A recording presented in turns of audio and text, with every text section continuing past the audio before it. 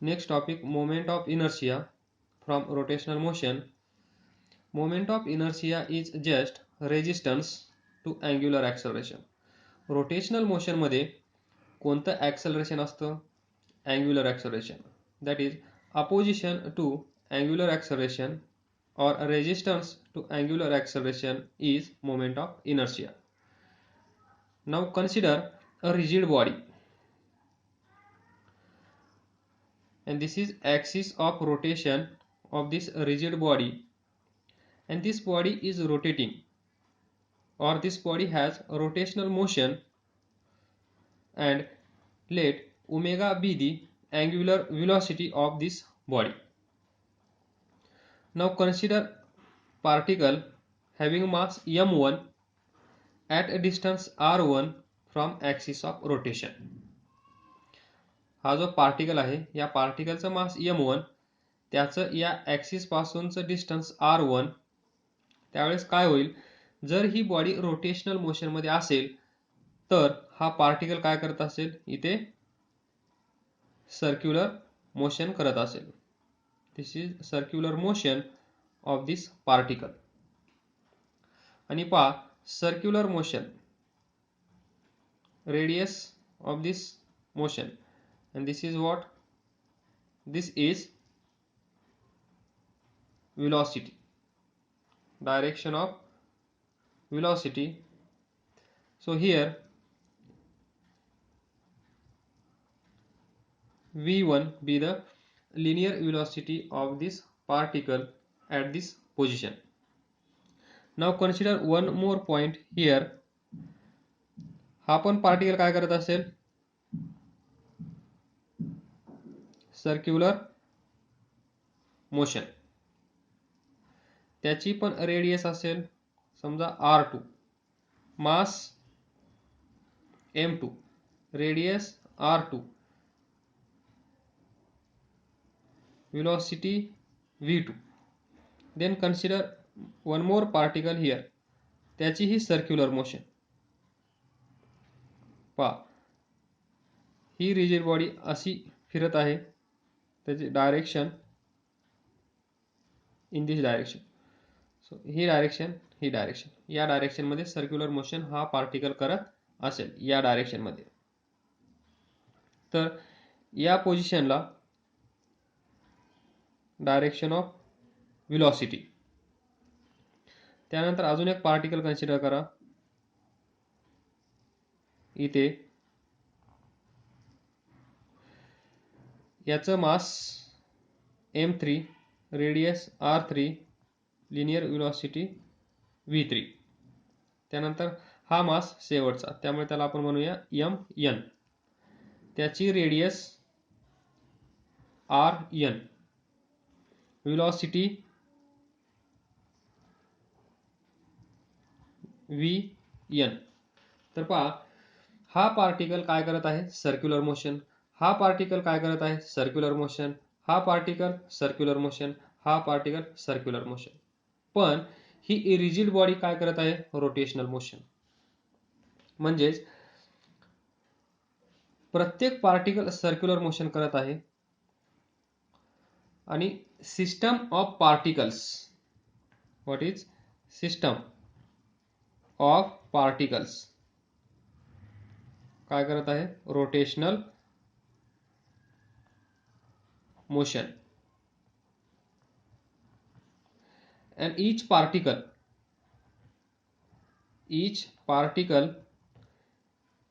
in rotational motion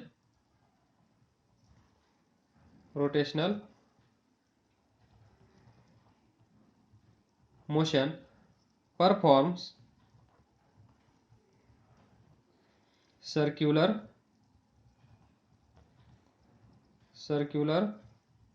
motion. हे आपण काल डिस्कस केलं, हे पण काल डिस्कस केलं. तर याच्यामध्ये पहा, आपण थोडं सिमिलरिटी कन्सेप्ट वापरणार आहोत. ज्यावेळेस हा पार्टिकल सर्क्युलर मोशन करत आहे त्यावेळेस थोडंसं बारकाईने विचार करण्याचा प्रयत्न करा. What is angular velocity of this particle? Let's say omega 1. याची अँग्युलर वेलोसिटी ओमेगा 2. याची अँग्युलर वेलोसिटी ओमेगा 3. याची अँग्युलर वेलोसिटी ओमेगा n. तर पहा, please note here, in rotational motion angular velocity of each particle is same. What is angular velocity omega is same for all particles. For all particles we considered. इथे आपण 4 particle consider केले आहेत. असे भरपूर सारे particles याच्यामध्ये available आहेत, ते आपण कन्सिडर केले नाहीत. त्या पार्टिकलची पण अँग्युलर वेलोसिटी काय असेल? Omega. So here we can write omega 1 is equal to omega 2 is equal to omega 3 is equal to omega 4 is equal to omega. तर पहा, एका पार्टिकलची ही जी मोशन असेल ती कशी असेल? ट्रान्सलेशनरी मोशन. Translational motion. याची ट्रान्सलेशनरी मोशन, याची तीच, याची तीच, दॅट इज लिनियर मोशन. जर एक सिंगल पार्टिकल असेल तर आपण काय म्हणतो? Linear motion. Number of particles असतील तर ट्रान्सलेटरी किंवा ट्रान्सलेशनल मोशन. तर जेव्हा एखादा पार्टिकल ट्रान्सलेटरी किंवा ट्रान्सलेशनल मोशन मध्ये असतो त्यावेळेस त्याची कायनेटिक एनर्जी किती असते? 1/2 mv².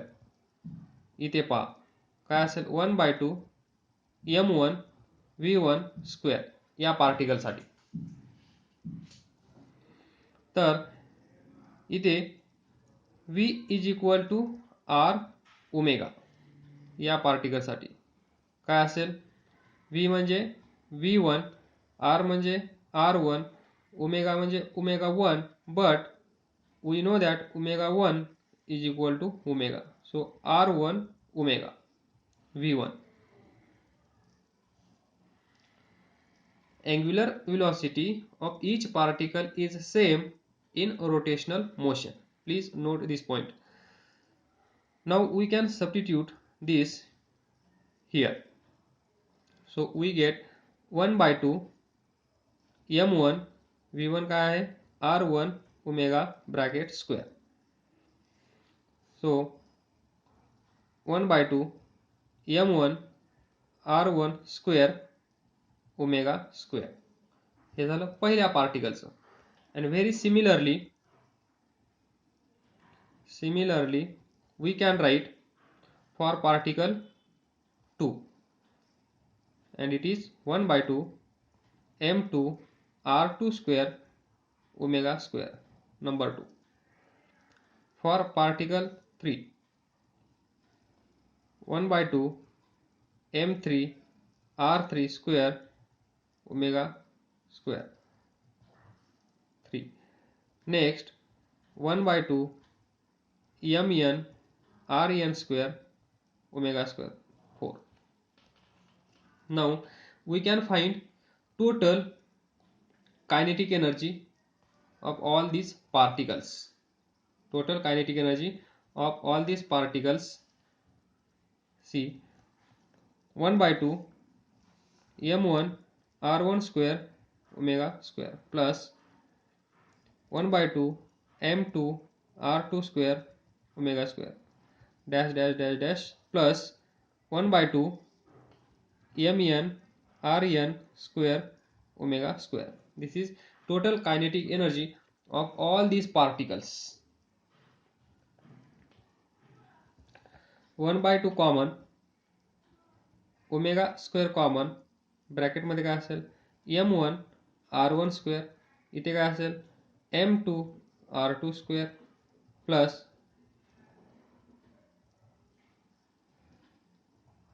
mn rn square. See, and we know that या सिंगल पार्टिकलचा विचार केला तर या पार्टिकलची ही सर्क्युलर मोशन आहे. या पार्टिकलचा इंडिव्हिज्युअली विचार केला तर त्या पार्टिकलची ही सर्क्युलर मोशन आहे. पण या सर्वांची मिळून कोणती मोशन आहे? Rotational motion. जर या पार्टिकलची एनर्जीचा विचार आपण केला तर त्याला आपण म्हणतो kinetic energy of this particle. पण या सर्वांचा एकत्रितपणे विचार केला तर आपल्याला काय म्हणावं लागेल?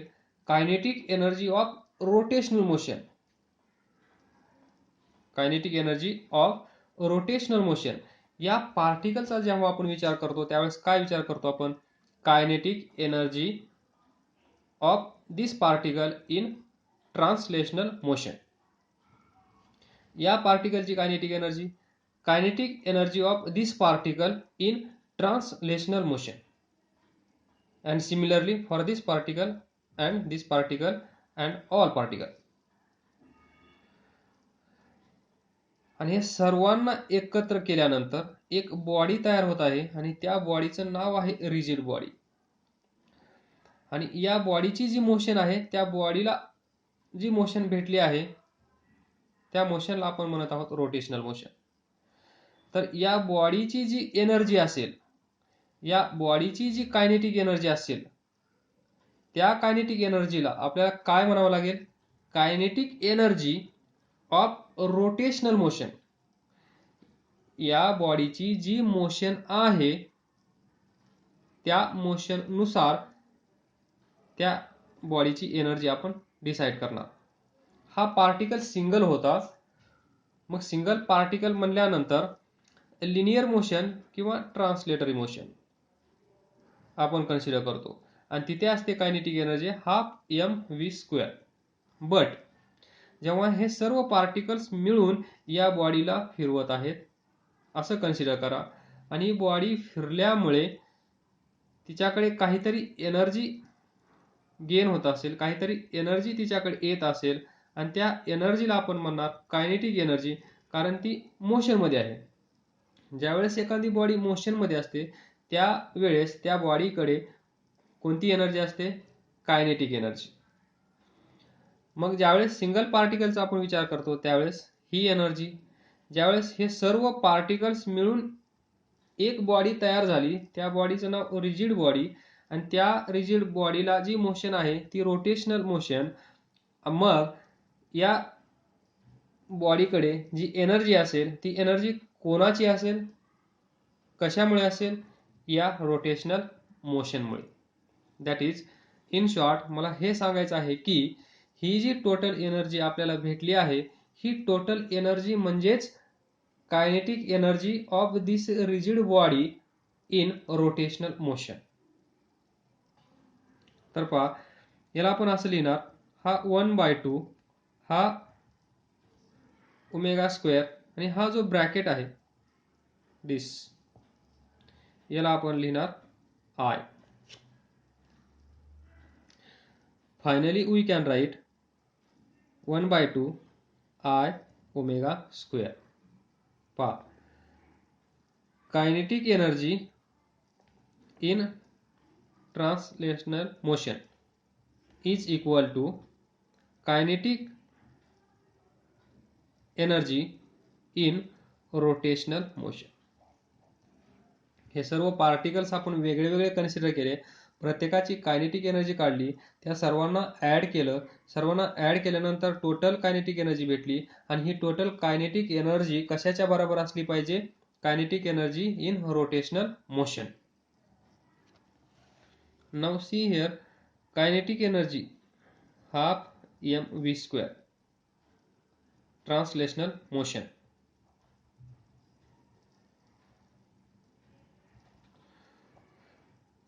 Half I ω² rotational motion.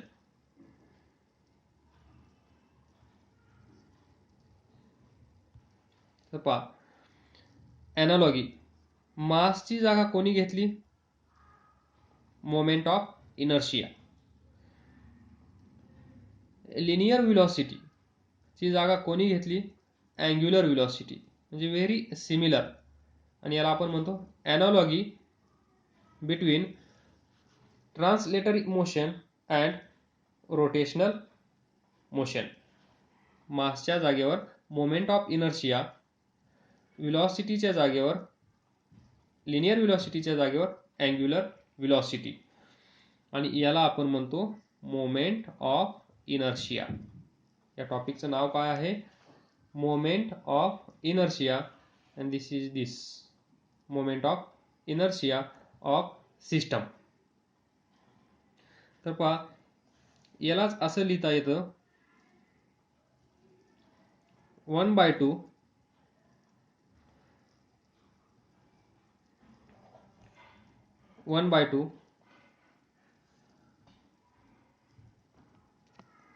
or we can write I is equal to m1 r1 square m2 r2 square plus dash dash dash dash mn rn square. So what is moment of inertia? Summation of this m I r I square.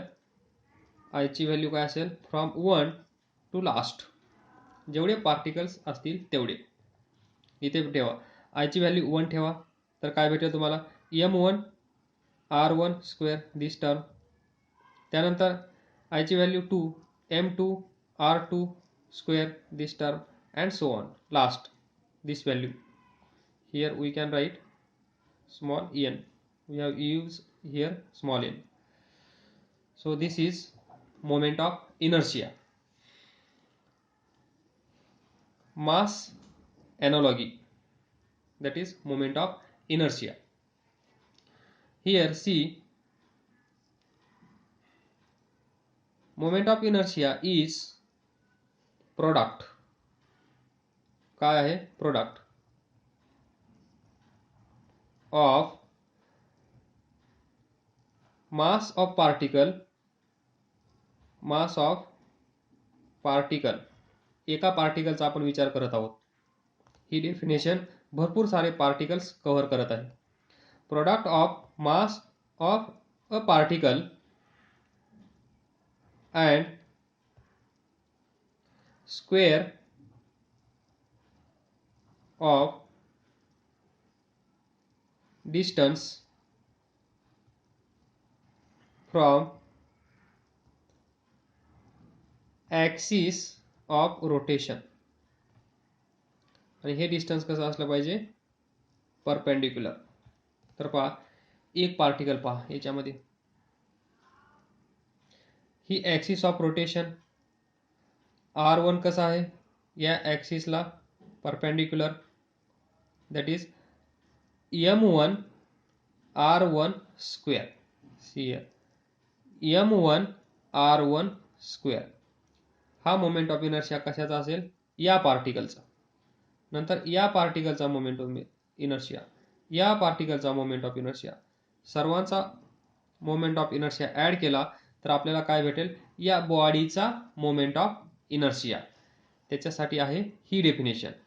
Otherwise for single particle we can define moment of inertia in this language, that is product of mass of particle, this is m, and square of distance from axis of rotation.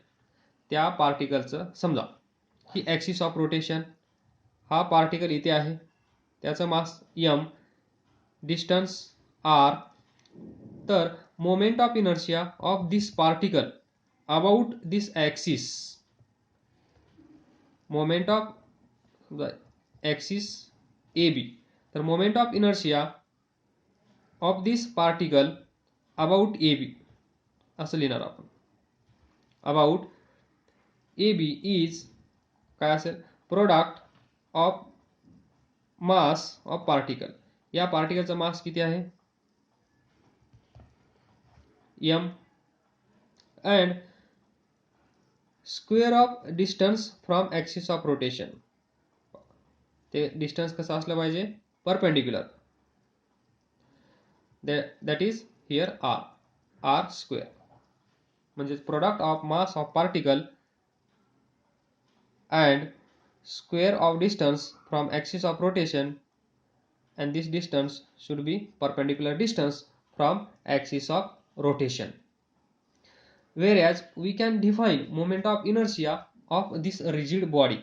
या बॉडीसाठी कसं define करता येईल आपल्याला? काय करावं लागेल? इथे एक वर्ड ऍड करावं लागेल, sum of this, sum of product of mass of particle and square of its distance from axis of rotation we can define.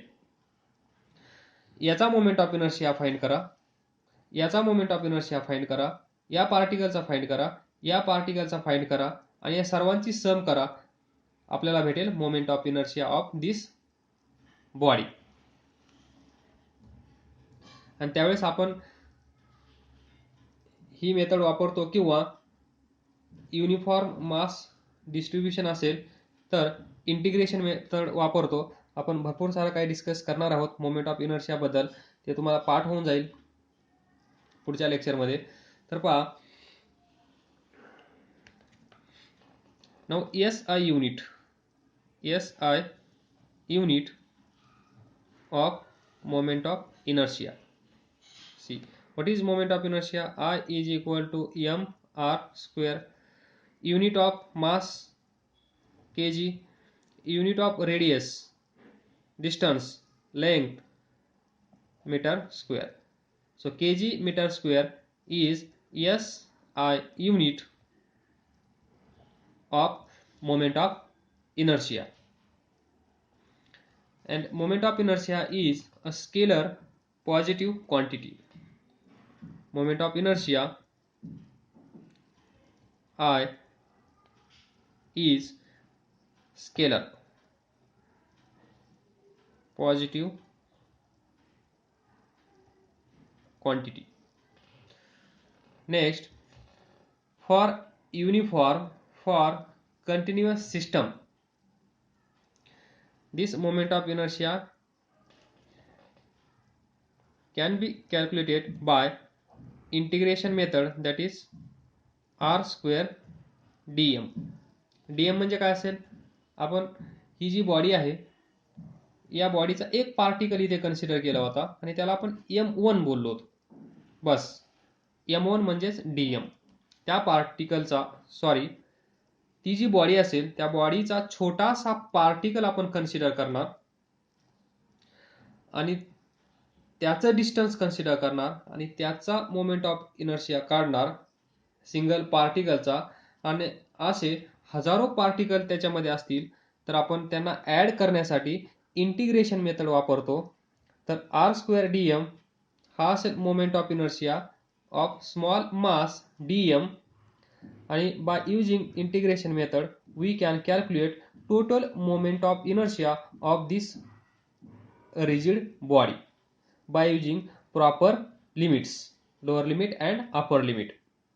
हा कुठे कन्सिडर केला आणि त्याचं मिनिमम अँड मॅक्सिमम लिमिट, हे भरपूर सारं आपण याचं डिस्कशन करणार आहोत, याची चिंता नसावी. Moment of inertia depends upon, हा मोमेंट ऑफ इनर्शिया कोणत्या कोणत्या फॅक्टरवर डिपेंड आहे हे आपण डिस्कस करूया.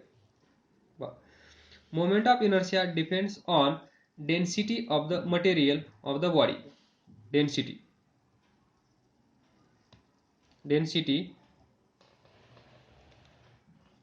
of material of body. म्हणजे हे जे मटेरियल असेल त्या बॉडीचं, त्या मटेरियलची डेन्सिटी. कारण पहा, moment of inertia is equal to m r square m, and what is density? Mass per unit volume. जर इथे मास असेल तर डेन्सिटीवर पण ती डिपेंड करत असेल, density of material of body. Number 2, shape and size of body. Shape and size of and size of body. जेवढी ती बॉडी मोठी असेल, पहा एवढी छोटी बॉडी असेल तर आर पहा, R decides size of body.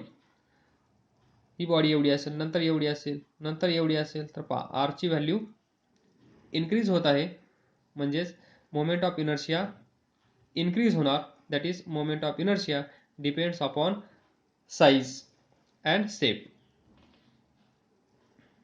Shape म्हणजेच ही रिंग आहे का डिस्क आहे का हा स्पियर आहे, हा रेक्टँगल आहे की स्क्वेअर आहे का रॉड आहे, दॅट इज शेप. या प्रत्येकाचा मोमेंट ऑफ इनर्शिया डिफरंट असतो. त्यामुळे moment of inertia depends upon shape, size of body. Third, the axis of rotation. Axis of rotation हे तर खूपच महत्त्वाचं आहे, कारण प्रत्येक डिस्टन्स आपण ॲक्सिस ऑफ रोटेशन पासून घेतो. And axis of rotation change केल्यानंतर या बॉडीचा मोमेंट ऑफ इनर्शिया चेंज होतो. फॉर एक्झाम्पल, हा रॉड असेल, या रॉडचा मोमेंट ऑफ इनर्शिया ज्यावेळेस ॲक्सिस ऑफ रोटेशन त्याच्या जिओमेट्रिकल सेंटरमधून जाते त्यावेळेसचा वेगळा असतो. ज्यावेळेस ही ॲक्सिस या साईडला शिफ्ट होते, इथे इथे किंवा इथे, त्यावेळेस मोमेंट ऑफ इनर्शिया पण चेंज होतो. हे कसं चेंज होतो हे आपण पाहणार आहोत. त्यामुळे ॲक्सिस ऑफ रोटेशनवर पण मोमेंट ऑफ इनर्शिया डिपेंड आहे, हे लक्षात ठेवा. Finally, we can say that moment of inertia depends upon distribution of mass. Moment of inertia depends on distribution of mass. पहा, ही डिस्क आहे, या डिस्कचा मोमेंट ऑफ इनर्शिया ज्यावेळेस axis of rotation सेंटरमधून जाते त्यावेळेस वेगळा असतो. ज्यावेळेस आपण ही ॲक्सिस चेंज करतो त्यावेळेस मोमेंट ऑफ इनर्शिया चेंज होतो. याचा अर्थ काय? Moment of inertia depends upon distribution of mass. Distribution of mass mainly या सर्वांना जर कंबाईन केलं तर हे तुम्हाला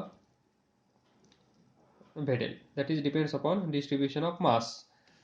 finally moment of inertia depends upon mass. Mass कसं डिस्ट्रीब्यूट केलं गेलं आहे त्यावरून आपल्याला मोमेंट ऑफ इनर्शिया डिसाईड करता येतो. For example, door. जे आपल्या घरी डोअर आहे, दरवाजा आहे, तो दरवाजा ओपन करण्यासाठी किंवा खूप वारा आल्यानंतर जर तो दरवाजा ओपन होत असेल, तो ओपन न होऊ देण्यासाठी आपण अपोजिट डायरेक्शनमध्ये फोर्स अप्लाय करत असतो डोअर बंद करण्यासाठी. त्यावेळेस पहा, पोझिशन चेंज झाल्यानंतर, म्हणजे नॉर्मली जे हिंज आहे, पहा हा डोअर, इथे जर ते हिंज असेल तरी कसे असेल, इथून हे लॉंगेस्ट डिस्टन्स असेल, खूप दूर जिथे हॅच आहे. हा पोझिशन जवळ आहे, ही पोझिशन जवळ आहे, वेगवेगळ्या पोझिशनला. तर सर्वात कमी फोर्स कुठे लागतो आपल्याला? या पोझिशनला. म्हणून आपण दरवाजा इथे पकडतो आणि ओपन करतो किंवा क्लोज करतो. पण कधीही आपण असं करत नाही, इथे हिंज आहे आणि इथे फोर्स अप्लाय करत असतो. तर इथे फोर्स अप्लाय केल्यानंतर तुम्हाला जाणवेल की इथे फोर्स अप्लाय करून जर डोअर क्लोज करायचा असेल तर तुम्हाला फोर्स जास्त अप्लाय करावा लागेल. That is in short depends on distribution of मास.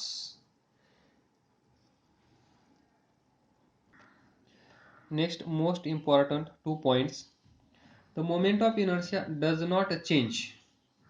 म्हणजे मोमेंट ऑफ इनर्शिया चेंज केव्हा होणार नाही, ती केस कोणती असेल की ज्यावेळेस मोमेंट ऑफ इनर्शिया त्या बॉडीचा चेंज होणार नाही.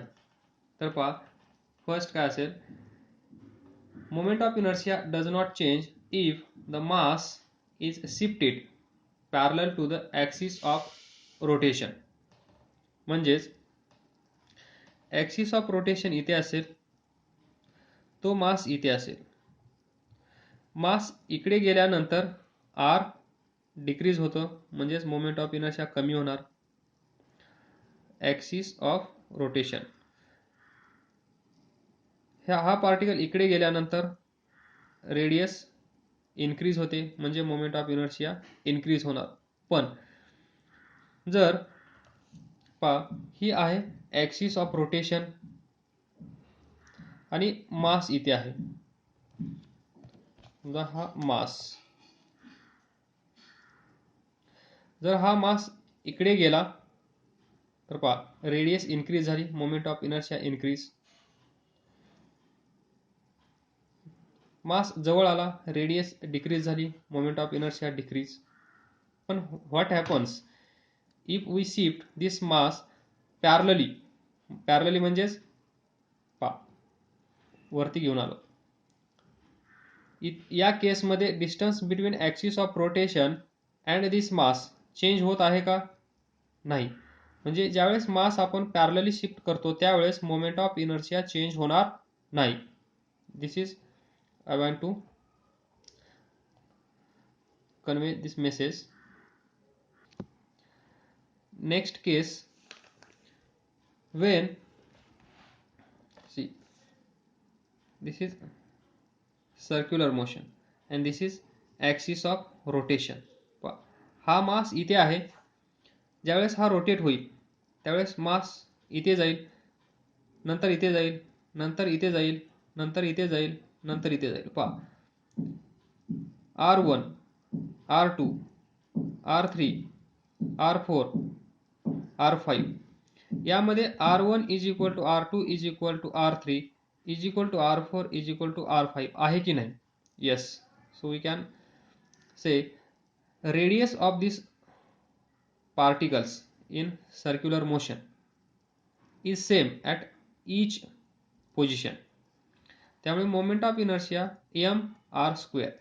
मास या पार्टिकल्स इथे गेल्याने चेंज होणार आहे का? नाही. इथे गेल्यावर मास चेंज होणार आहे का? नाही. इथे आल्यानंतर नाही, म्हणजे मास सेम आहे. हा पार्टिकल सर्क्युलर मोशन करत आहे, म्हणजे सर्क्युलर मोशनमध्ये रेडियस चेंज होते का? नाही. मग रेडियस चेंज होत नसेल तर मोमेंट ऑफ इनर्शिया चेंज होईल का? नाही. हे दोन पॉइंट्स पॅरलली शिफ्ट केल्यानंतर मोमेंट ऑफ इनर्शिया चेंज होणार नाही.